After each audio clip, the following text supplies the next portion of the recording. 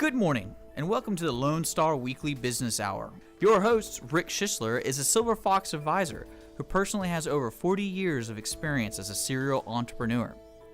So sit back, pull out your pad and pencil, and get ready to take notes as we join Rick Schissler in his Lone Star Weekly Business Hour.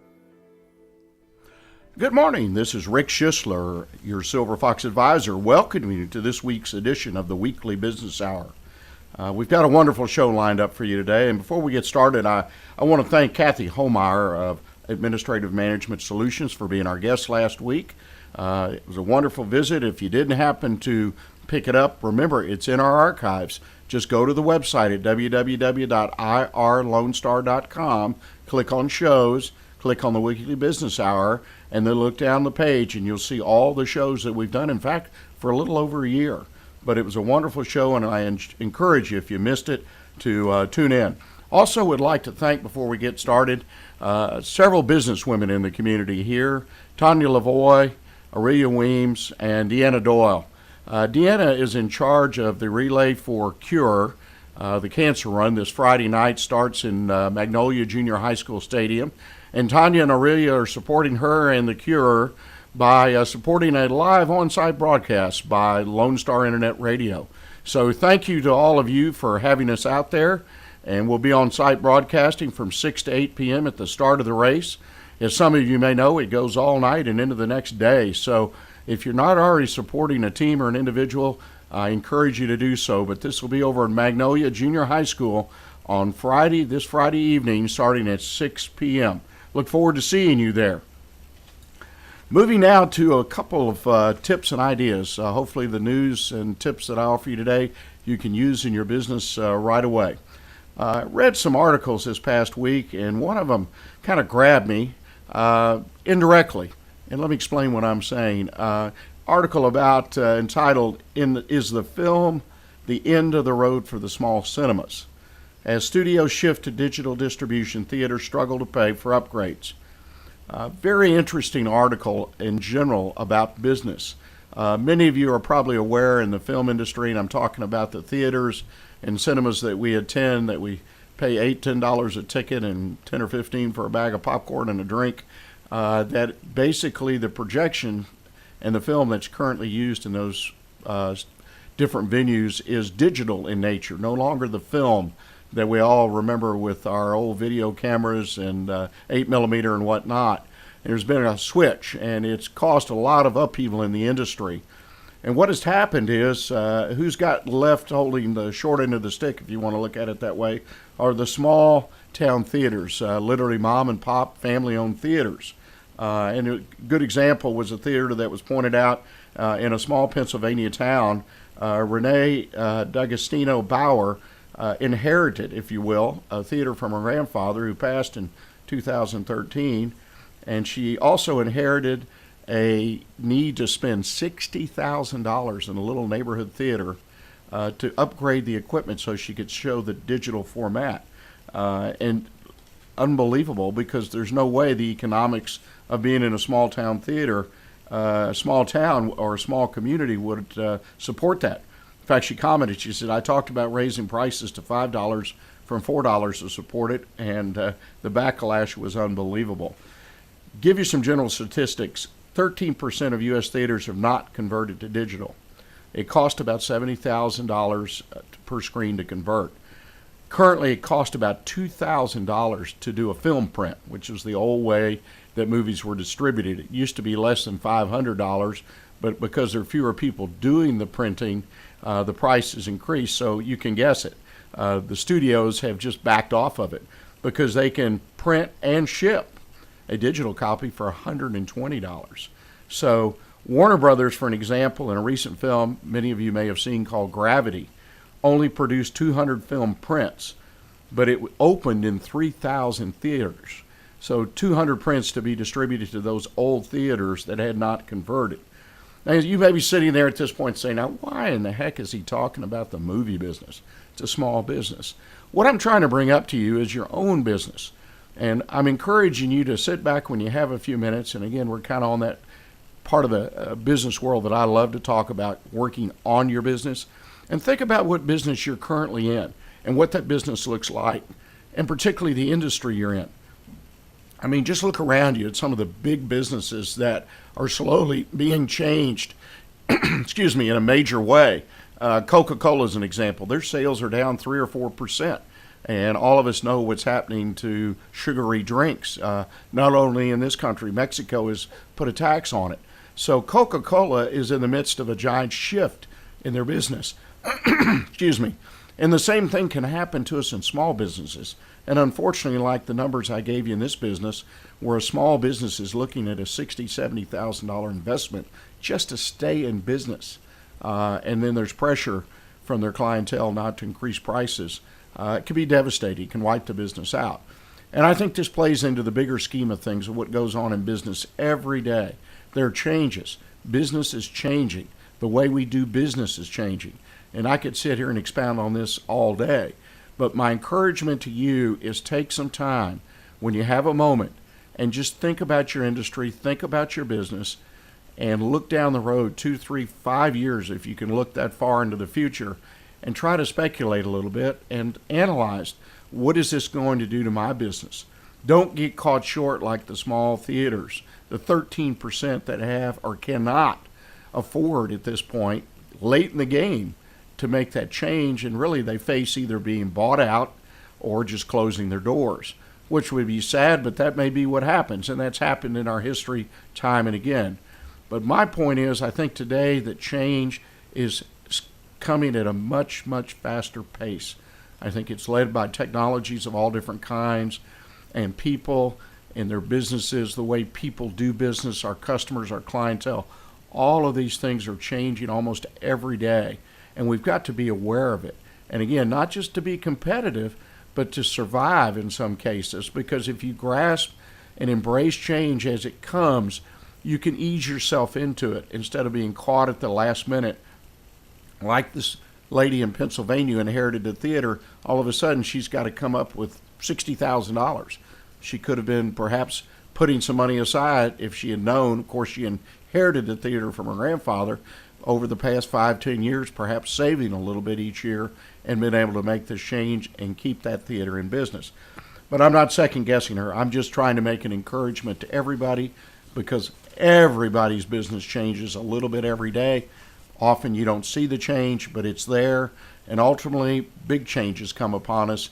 And I just don't want them to surprise you like they've surprised, apparently, some of the people in the motion picture industry. Moving right along, I'd like to come on a topic. This is one that I was reading through, and this struck me because I was in the process of working with one of my clients currently just last week, and this issue had come up, and there it was in print. I will tell you, for once maybe, I wasn't surprised, and I'm just kidding about that because I tried not to be surprised. But this is where the small businesses, and that's every small business, I think, that does any kind of business, with very few exceptions, has gone to the internet, to the web. They've tried to build a website. We constantly work on this. There's lots of promotion out there, lots of advertising from companies, from individuals. We all get emails, I assume, because I get 2 or 3 a week from around the world saying, I can help you with your SEO, I can get you a #1 ranking on Google, whatever it might be. I mean, we're inundated. It's all around us. And of course, in most of our businesses, having a good ranking in Google, Bing, Yahoo, some of the better known and well-used search engines is very important to our business, even if we don't sell on the internet, because we want people to find us, that we want them to find us on Main Street or wherever we're located, and it's important that we show up in the search. Apparently, there has been a number of larger companies formed over the past few years to provide a outlet for you to plug into versus these individuals that you get these emails and you have no idea who these people are, asking for $200, $300, $400, $500 a month, and I'll get you to the top and I'll handle your Google AdWords campaign and da-da-da-da.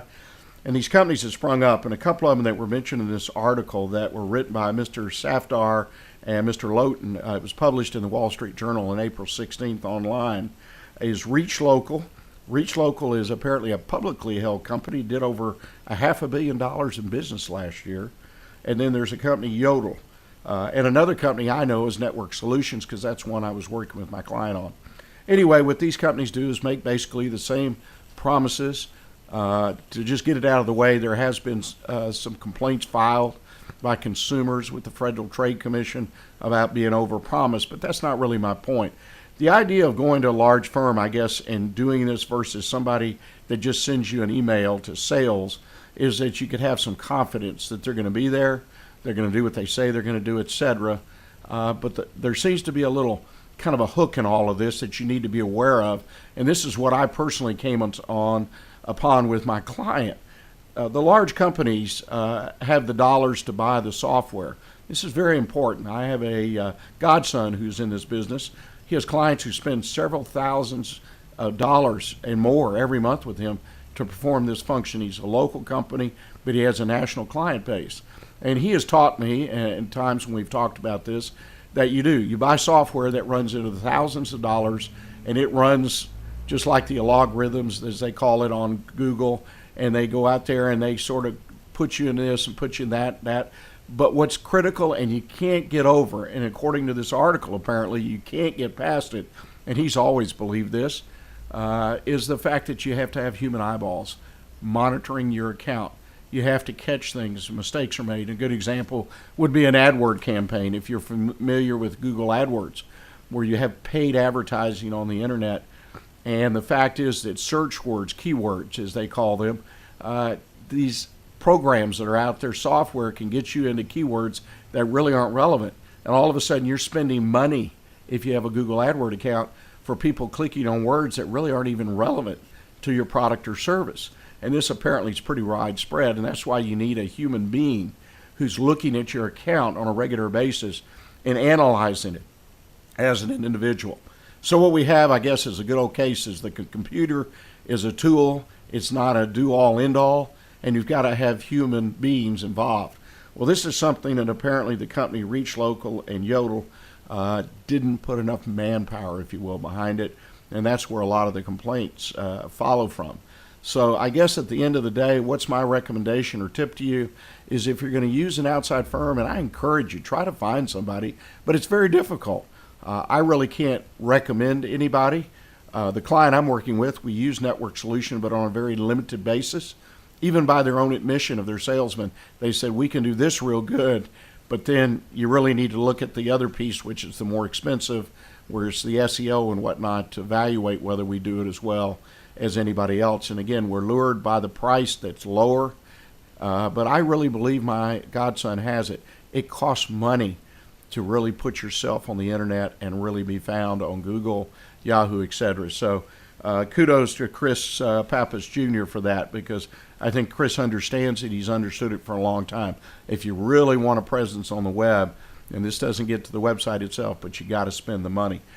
Those are my tips and ideas for you this week. I appreciate it. We're going to take a short break here. We're going to come back. We have a wonderful guest in the studio today. We have Cathy Mogler of On the Town, Montgomery County magazine. We're going to be talking about her duties, responsibilities, and opportunities as a publisher. And if you'll stay with us and come back, I think you're going to enjoy the rest of the show. Thanks. Did you know there are over 800 abused children in foster care in Montgomery County? Will you help make a difference? I'm Susan, a volunteer with CASA Child Advocates of Montgomery County. April is Child Abuse Awareness and Prevention Month. CASA Child Advocates trains and supports volunteers to be the voice of children who have been removed from their home because of abuse or neglect. We need volunteers just like you to speak up for these children. To learn more about becoming an advocate, please visit CASASpeaksForKids.com or call 936-441-5437.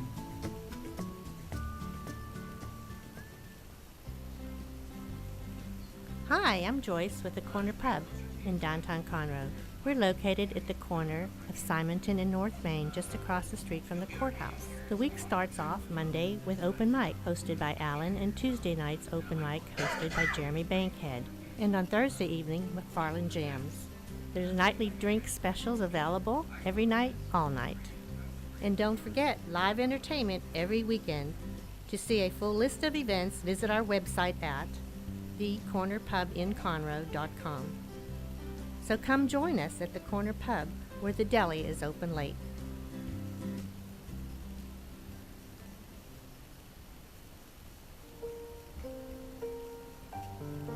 Our community's animal shelters cannot absorb accidental litters of kittens and puppies.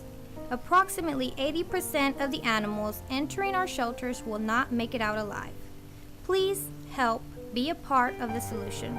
Please spay and neuter your pets. Many low-cost options are available.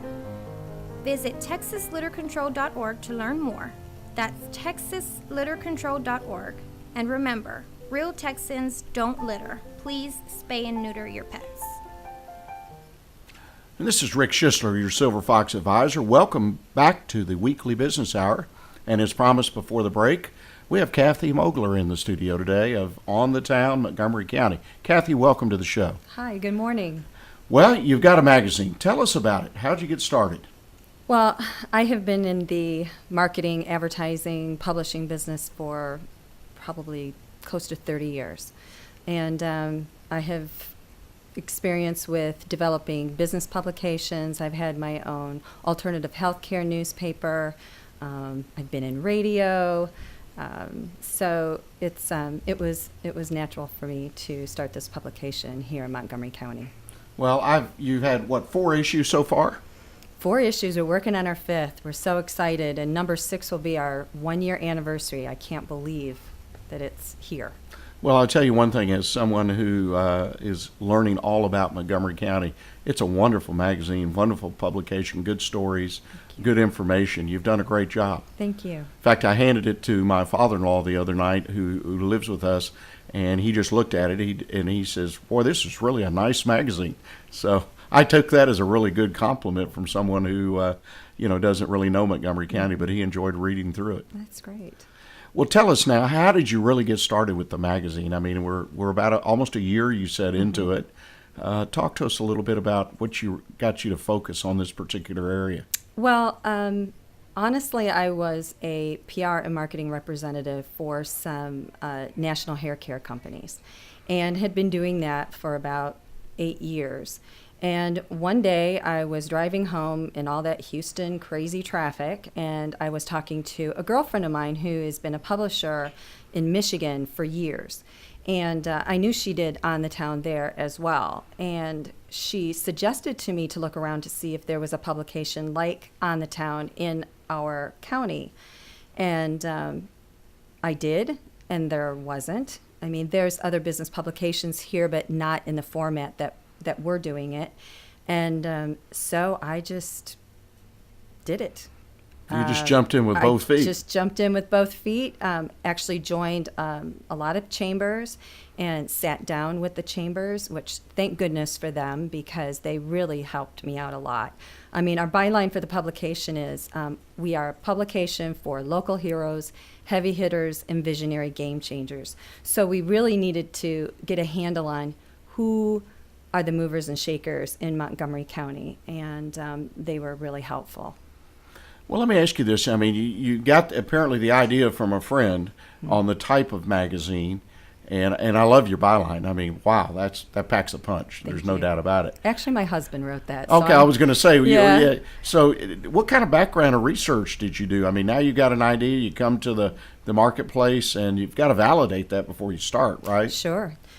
I mean, we actually, amazingly enough, everything kind of fell into place. I didn't know any writers. I didn't know any photographers. I started going to chamber events, was introduced. Actually, the Conroe Chamber suggested some writers for me. So I got together with them, and we just started developing it one story at a time. I would go into the chambers, and they would give me an idea about a story, and I'd assign the writer, and away we went.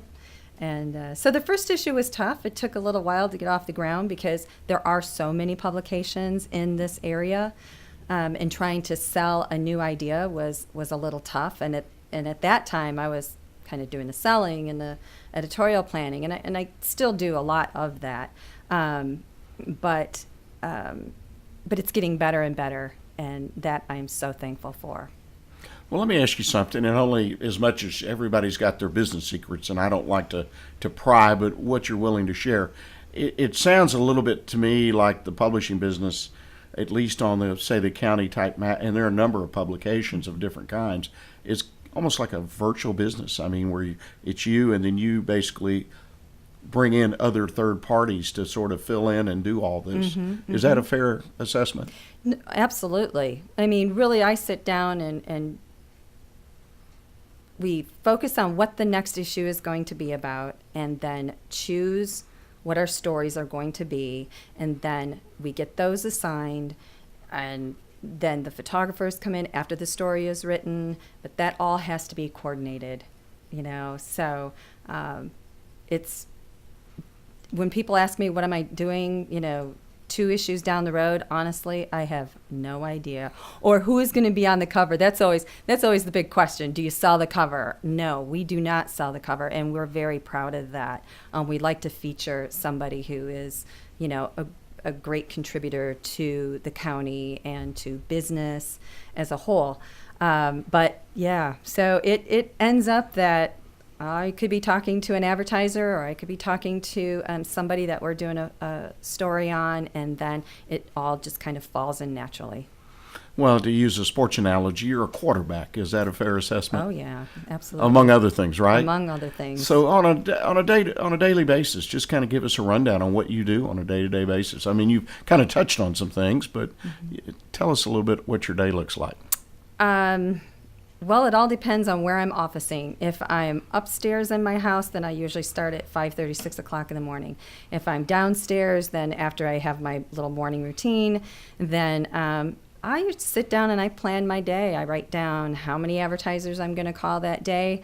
I look at my pagination for the next issue, how many stories have come in, how many are, have been finished, how many are approved, look at the photographs, and so it is, and then, of course, you have to look at all the networking events that are going on, which is unbelievable, right?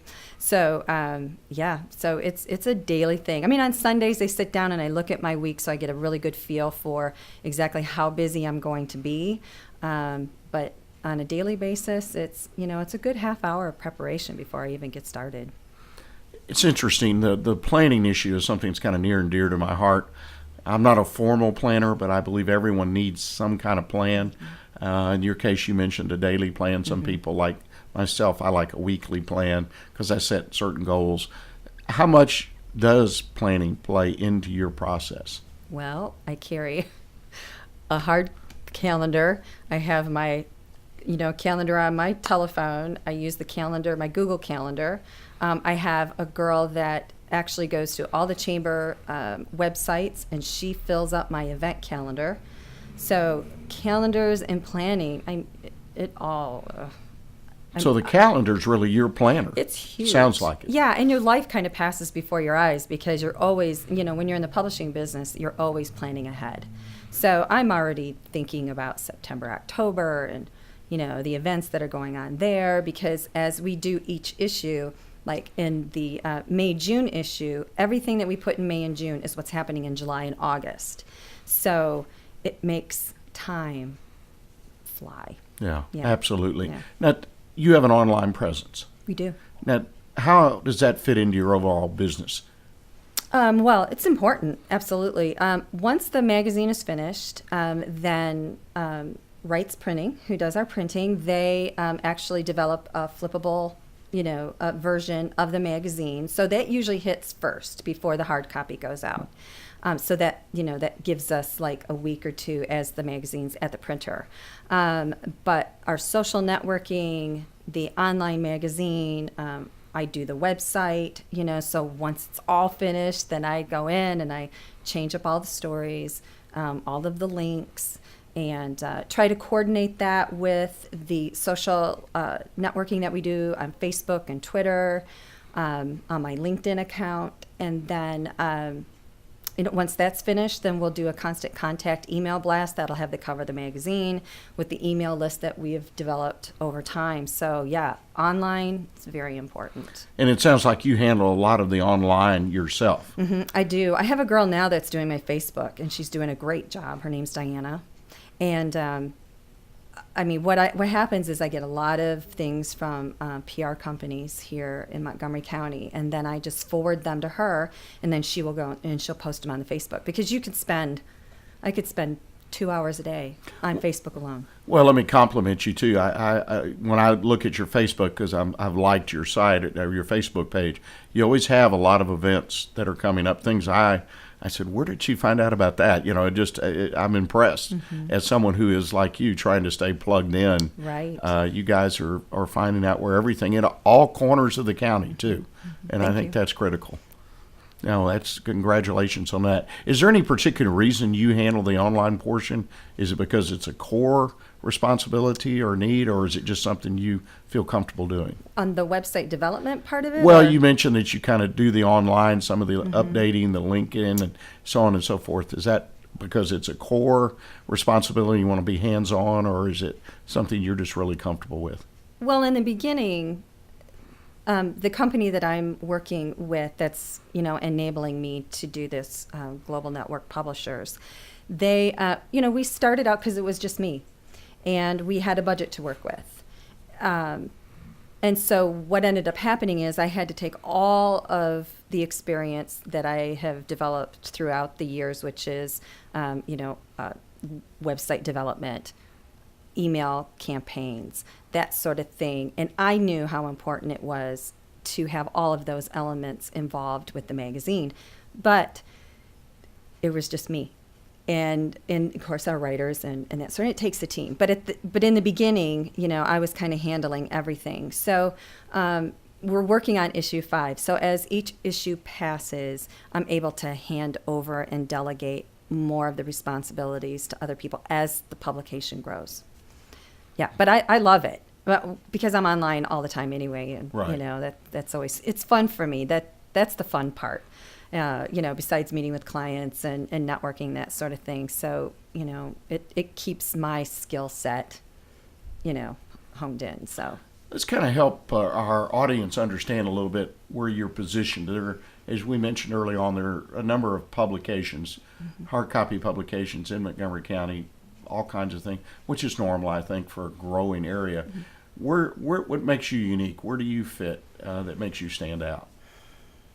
Well, when we started out, because we were purely a business magazine, we kind of stayed away from what I tell people is that this isn't a mom magazine. This isn't a couponer. This isn't a publication that you're going to go to find out where you're going to take the kids for the weekend. This magazine was designed to be a business publication to help new business owners, to educate them, and to for seasoned business owners to maybe educate them and maybe something new and innovative that's happening. And there really isn't anything out there. I mean, there is a newspaper that's out there that I think it's close to what we're doing, but because we do it more in a glossy fashion, I think that that's what separates us from everybody else. And we have a ton of content. As time goes on, I mean, we have a ratio of where we're willing to go. Unlike other publications that you find that are out there, which, they do a great job. But as far as having content that's really something they can use on a daily basis for a business owner, there really isn't anything out there like what we're doing. Well, and as I said earlier, and I don't want to get too mushy, but I compliment you on the content, because the articles and the ones I've read have been very interesting. And you also touch on the nonprofit world, which here at Lone Star is part of our core, and so it really makes sense. But I really encourage people to take a look at it when they get a chance. Ladies and gentlemen, we're going to take a short break now. When we come back, we're going to visit a little further with Cathy about some of the general business challenges of being a publisher. So we stay with us, and perhaps you'll learn a thing or two you can use in your business. See you shortly. I'm Lauren Maddox for Lone Star College System. Lone Star College Montgomery is opening the doors to a better community by offering you the first step toward a degree, a workforce certificate, and ultimately a career. Our students have access to more than 40 credit programs, many of which transfer to practically any four-year university or college. Plus, the variety of continuing education courses make it easy for you to start a new career, change careers, or update your skills. Now is the time to plan for your future, as registration for this fall semester begins this month. Visit lonestar.edu/Montgomery to learn more about registration, explore what the college offers, and see why Lone Star College System is one of the fastest growing community colleges in the nation. I'm Lauren Maddox for Lone Star College System.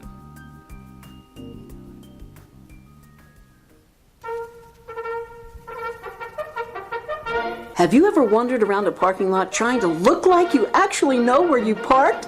Then you'll love the Mark and Cindy Show. If buying toilet paper with aloe vera is the most exciting thing you're going to do today, then you'll love the Mark and Cindy Show. Even if you haven't tweeted, you'll still love the Mark and Cindy Show. How about twerking? Ew, that was one step over the line, Mark. Well, you said toilet paper. Look, we want listeners to tune in to the Mark and Cindy Show at 10 o'clock every weekday morning here on Lone Star Internet Radio. The Mark and Cindy Show, it's like visiting with your best friends for coffee, except we will never stiff you with a check. And one of us always knows what she's talking about. Well, okay, but it's still called the Mark and Cindy Show. You know that. We'll see. The Mark and Cindy Show. Tune in to Lone Star Radio every weekday morning at 10 o'clock.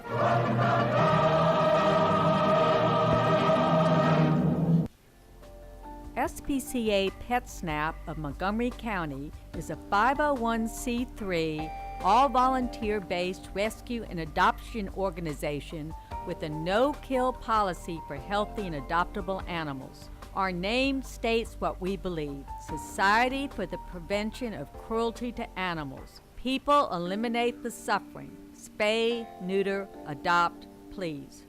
We rescue abandoned, abused, or homeless animals, do whatever is needed to make them healthy and happy, and then we find them loving forever homes. We envision a county where every companion animal finds a permanent and compassionate home, where communities are enriched by the special bond between people and animals, where cruelty no longer exists, and where every home practices responsible pet ownership. You can contact us at www.spcaofmc.com. The SPCA PetSnap of Montgomery County encourages you to think adoption first. Welcome back to the Weekly Business Hour. This is Rick Schissler, your Silver Fox advisor. We're in the studio today and been talking with Cathy Mogler, the publisher of On the Town, Montgomery County. Cathy, we talked a little bit about the publication and how you got started. I mean, it sounds like you just started with a bang. 1 year coming up, anniversary. Tell us a little bit, and these are just some general business questions that every business person looks at. What is the biggest challenge you have day to day? Biggest challenge is you can get caught up in any aspect of the publication. If it's whether I'm developing it online and putting it all together, the biggest challenge is giving my online time only so many minutes of my day, allotting X amount of hours to sales. But then sales, as you know, it's a ton of follow-up. I mean, it's the phone call, it's the email, it's the thank you notes, and then if you have advertisers, it's to make them feel appreciated, and so you stay in touch with them. And that's probably, that's one of my challenges as you move from one issue to the next, to make sure that you touch base with the people who have helped you get where you're going, and to communicate with them on a regular basis, and so that would be that's my big, other than sales, because that's huge, because that's like you're reinventing the wheel. And well, without the revenue or the sales, the wheel doesn't go anywhere, right. does it? That's right. That's true in any business. Yes. That's interesting. I mean, what it sounds like as I sat here and listened to you give that answer, and I guess we're all kind of drawn to the internet, but you're building a community around the magazine. larger and larger, hopefully, and interested community. How difficult is it really to build that community? Well, when I first started this publication, it was interesting because I did get some roadblocks, of course.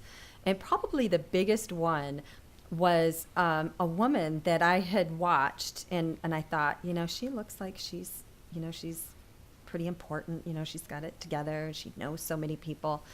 And without naming names, right, we were talking about the magazine, and she goes, well, she said, until people get to know who you are, they're not going to trust you.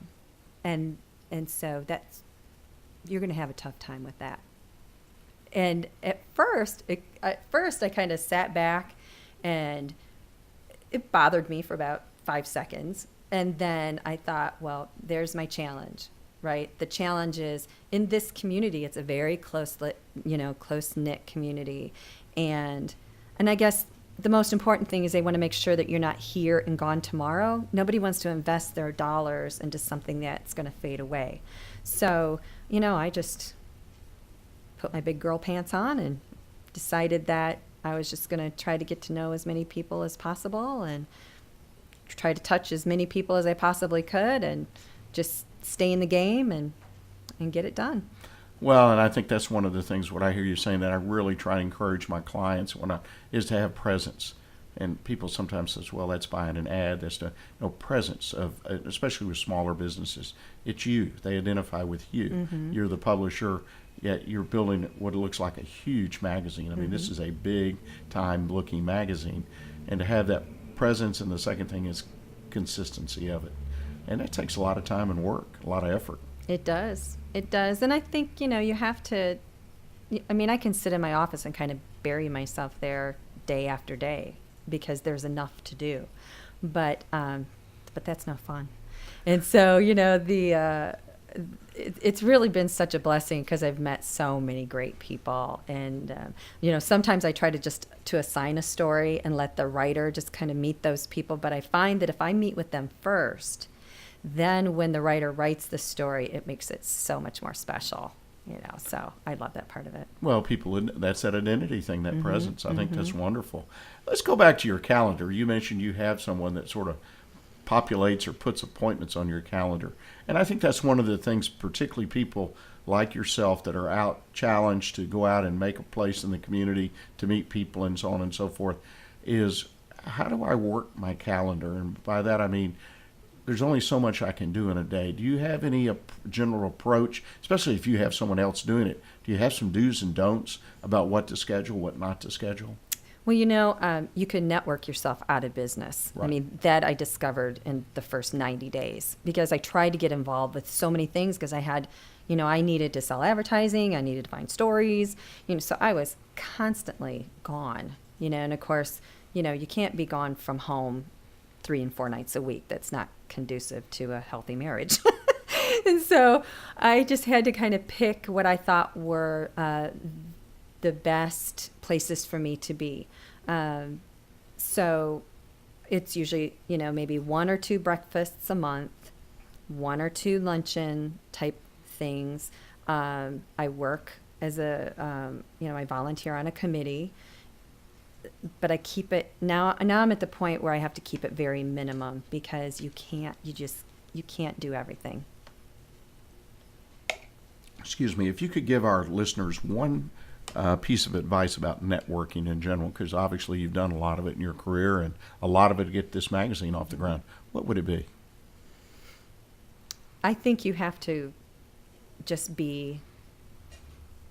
have to be real and don't try to pounce on people when you go into a room. Because I think in the beginning I was very overzealous and I was so excited about the publication. And, before anybody could even tell me who they really were, what they did, I was already 10 minutes into a conversation all by myself. So, just kind of learn how to read people and just listen to their story first before you tell yours. Right. Well, that makes a lot of sense. The thing that I always kind of hurts me a little bit as someone who tries to help people, really works to help people succeed in their businesses, is the individual who come to 1 or 2 networking events, and then you don't see them again. Right. And I always kind of wonder, where'd they go? Well, there are a lot of folks that's really kind of out of their box of comfort, but yet it's so important to have a presence of your business out there in public, or most businesses. Well, I think that there are so many networking entities, lots of women business groups, a lot of B&I groups. You can spend a ton of money belonging to all those groups. But now I've noticed that the networking groups, they're starting to base it on how many dollars that's exchanged between businesses. And of course, when they hear that one networking business is, they're going to bring $30,000 to your table. Of course, that's very enticing. Now, how that really happens and how soon it happens, I don't know. But yeah, I think the networking thing is pretty crazy. But it's good because everybody gets to meet one another and, find out who the movers and shakers are, per se. But I had a friend tell me one time, and she's very successful, and so I always look for women that are successful, and she said that, basically what we realized was the people that I thought were the most successful in Montgomery County, you never see those people at these networking groups, which I thought was really interesting. Like that isn't something they had to fit into their schedule because obviously they're successful already, but at the same time, they're also, they're in the office minding the store. So, so that made me really, that was one of the things that, a little tidbit of wisdom that she gave me that made me really backpedal and kind of stop and go, okay, how important is this meeting? Like how are the people that are there, are those the people that I want for the publication? Because there's lots of meetings out there, but what we do at the magazine is we're looking for more institutional type of businesses, that are applicable to the publication, be it finance and that sort of thing, nonprofits and so. But at the same time, every meeting that I go to, I always get something out of it. So it's a good thing too. Well, and I think and what I hear you saying, and I think you tell the great story. You started going to everything, and then you but you have to have a plan. Mm-hmm. I'm back to it again. I'm not driving that issue, but people have got to step back a second and say, okay, what are my business objectives? What is my business? And where is it make the most sense for me to connect instead of just jumping into things? And I think a certain amount of jumping, tipping, putting your toe in the water and seeing if a group, because you got to have a little bit of cohesiveness of a group and fit with people and try all that. I had someone who was a professional network who taught people how to network. And that was some of the wisdom she gave, was to try something. And if you just didn't gel with the group, that was one of the key things. Right. And then 2, make sure that there's business there for you for what you're doing. So you really do have to, I guess, again, I'm back, not to be repetitive audience, but you got to plan. You got to think through this a little bit to make it more effective for you. Because it's all about our time, right? Right. You're busy every day. You work, 5-6 days a week? Oh, yeah. Easy, right? Easy. There's always something online to do. How do you control yourself online? I don't. No. Well, I mean, the social media part. I'm talking, and as far as business, I think there's a lot of things. Of course, you've outsourced one piece of your business. Any words of wisdom for people as they build their businesses, what they should expect to spend as far as time or whatnot online to try to build their business? I think that you should spend a good hour every day. And you also have, especially with Facebook, you have the analytics. And so always look at the most effective time for you to post, things, because what will end up happening is you'll see that most of your audience, comes in and looks at your Facebook or clicks the likes or whatever at a certain day and time. There's also some research you can do on that too, like Tuesdays at 10 are great, and or like 8 o'clock at night. Most business people, that's when they really get online and check their social networking, their personal as well as their business. So there's a method to the madness. I mean, you don't have to be on there all the time. I think that's, some people just have an addiction and they just want to do that. But I would say an hour at least, especially if you're a new business. Well, and I think your comment, I apologize, I interrupted you, but the analytic part, to step back to that, is something that has slipped my mind, really, is the idea that I can analyze who's looking at me and when it is, what time of day, or which day. Right. Particularly if I run any kind of coupon or discount or something, depending on my business. Again, we're back to just plan a little bit. Right. Just a little bit, and be a lot more effective with less time. And I would agree with you wholeheartedly, an hour to maybe 2 hours a day. And it all depends on what kind of business you're in and what you're trying to, your objective is. Well, ladies and gentlemen, we're going to take another break here. I hope you'll stay with us. We're having a wonderful discussion this morning with Cathy Mogler, the publisher of On the Town, Montgomery County. We'll be back with you in just a moment. Heaven's Army of Resources and Recreation Center is a 501c3 nonprofit organization featuring a 10,000 square foot building located at 19325 FM 1485 West, New Caney, Texas. At Heaven's Army, we offer over 26 different services free for all ages, from karate, dance, drug and alcohol classes, anger management, parenting, food and clothing pantries, to just name a few. We are supported solely by volunteers and private donations. Our main mission is to glorify God in all that we do. At Heaven's Army, we strive to be a hand up, not a handout. Come check us out at 19325 FM 1485 West, New Caney, Texas, or call for more information at 281-689-5864. You may also learn more about Heaven's Army by visiting our website at heavensarmyofresources.com.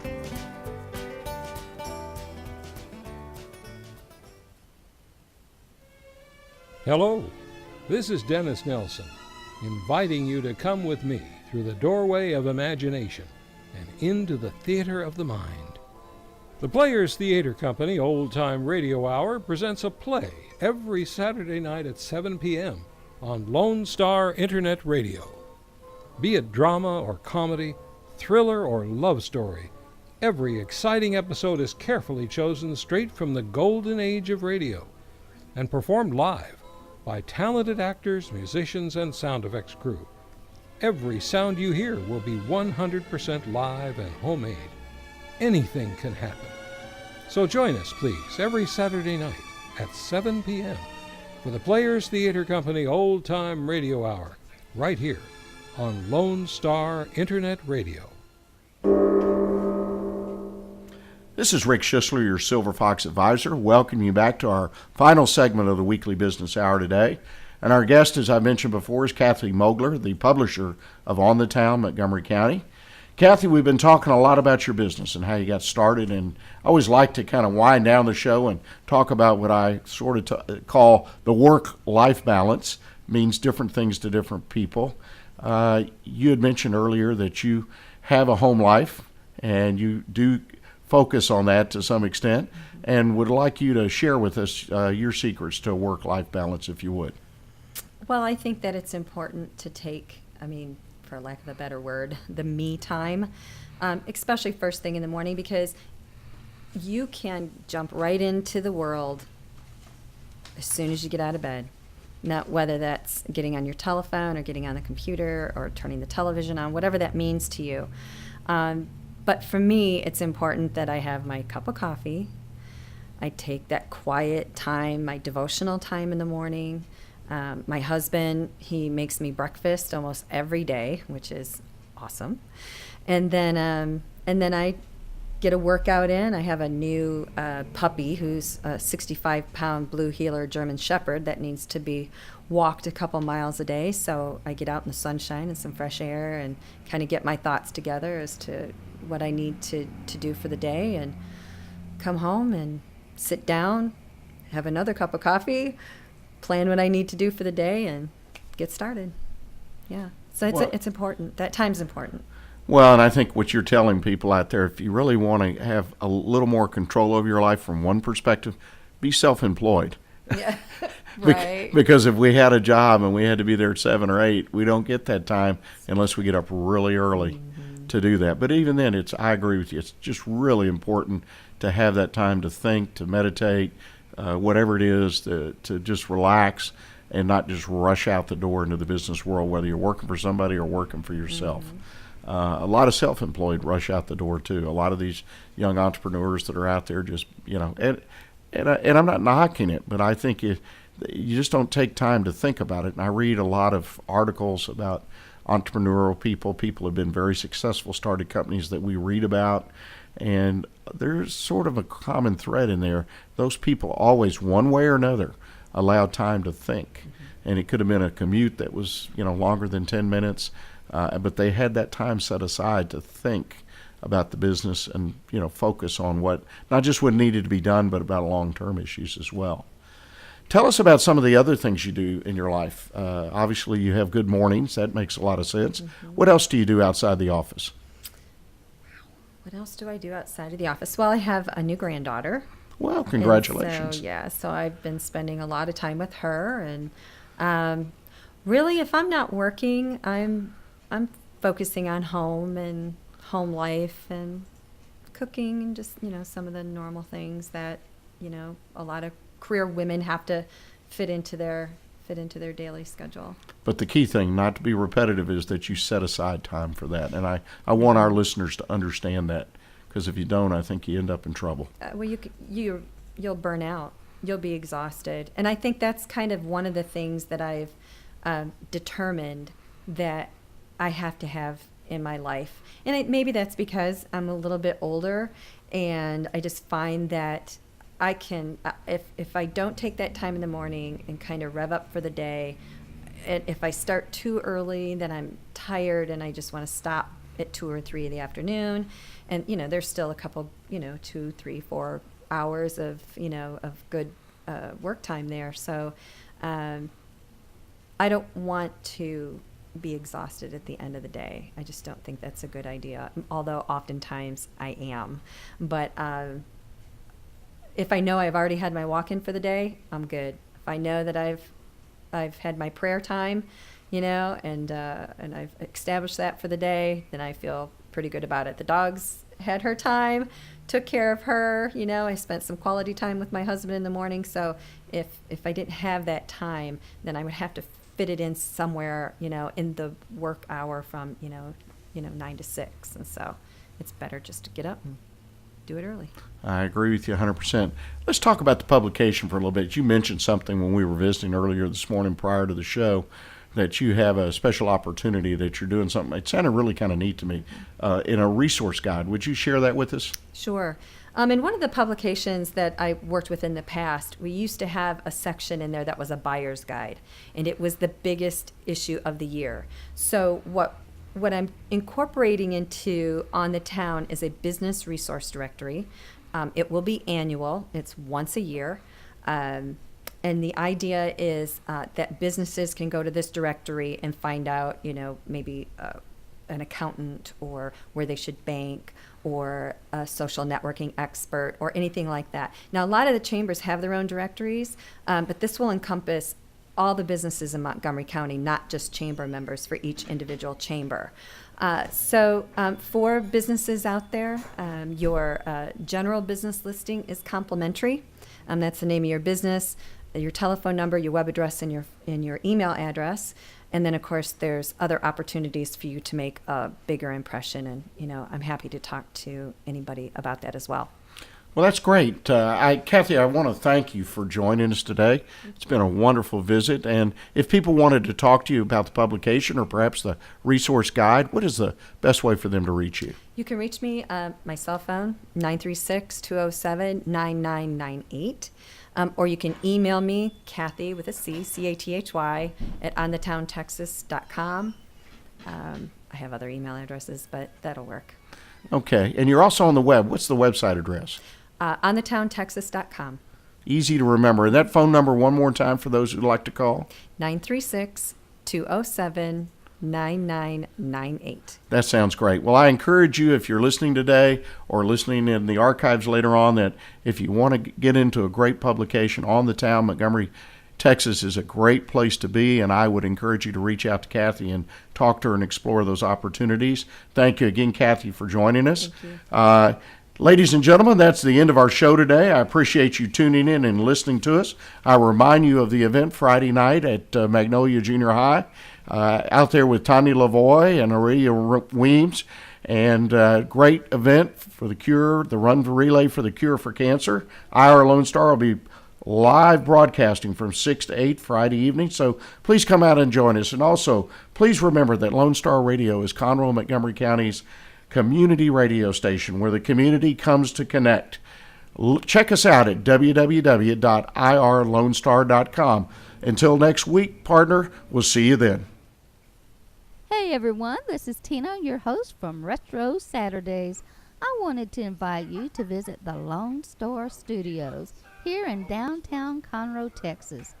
We're all volunteers here, and we need your help in serving the Montgomery County area. Radio media is a fun field to be in. Lone Star Internet Radio serves Montgomery County with news, current events, local programming, and of course, music. If you are interested in volunteering and sharing your talents in media, go to irlonestar.com and let us hear from you. Lone Star Internet Radio, serving Montgomery County from the heart of downtown Conroe.